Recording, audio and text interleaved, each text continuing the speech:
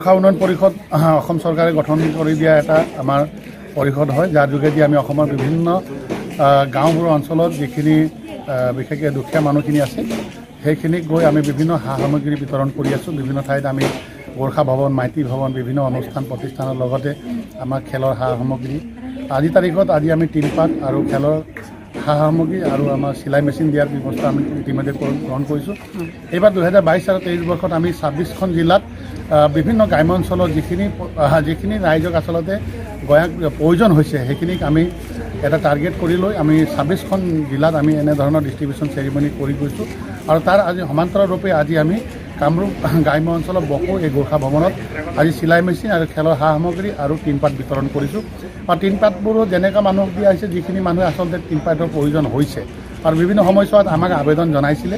আৰু লগতে বিভিন্ন আমাৰ মঠ মন্দিৰবোৰ আছে, য'ত বিভিন্ন ক্লাব ঘৰবোৰ আছে, য'ত টিঙৰ অভাৱ হৈ আছে, ৰাইজে কিনিব পৰা নাই, সেইখিনি ৰাইজক আমি টাৰ্গেট কৰি আমি কৰিছোঁ। আৰু বিভিন্ন আৰু কাৰ্বি আলং, ডিমা হাছাও বা ডিব্ৰুগড় বিভিন্ন অঞ্চলত যোৱা কেইমাহ প্ৰায় এবছৰ আগত আমাৰ যি ধৰণৰ শিলাবৰ্ষণৰ ফলত বা লেণ্ডশ্লাইডৰ ফলত মানুহখিনি অলপ আচলতে গৃহহীন হৈছিল, সেইখিনি মানুহৰ কাৰণে আমি আচলতে টিনপাত আমি দিয়াৰ ব্যৱস্থা গ্ৰহণ কৰিছোঁ। কিছুমান ঘৰ বেয়া হৈছে, ঘৰ জ্বলিছে, সেইখিনি মানুহক আমি টাৰ্গেট কৰিছোঁ। আৰু গোৰ্খা উন্নয়ন পৰিষদে কেৱল মাত্ৰ সা সামগ্ৰী বিতৰণে বুলি নহয়, বিভিন্ন আমি কনষ্ট্ৰাকশ্যনৰ কাম ইতিমধ্যে হাতত লৈছোঁ।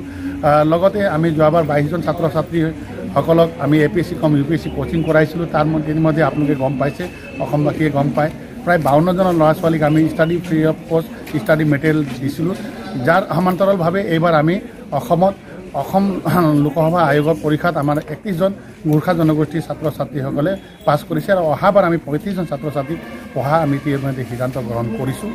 আৰু ঠিক তেনেধৰণে আমি অসমৰ যিমান গোৰ্খা ছাত্ৰ ছাত্ৰীসকলে যিকোনো বিশ্ববিদ্যালয়, যিকোনো ডিপাৰ্টমেণ্টত, যিকোনো ছাবজেক্টত তেওঁলোকে যদি PhD কৰিছে, তেওঁলোকে একালীনভাৱে আমি PhD স্কলাৰশ্বিপ দিয়াৰো আমি ইতিমধ্যে সিদ্ধান্ত গ্ৰহণ কৰি তেওঁলোকক দিয়া হৈছে।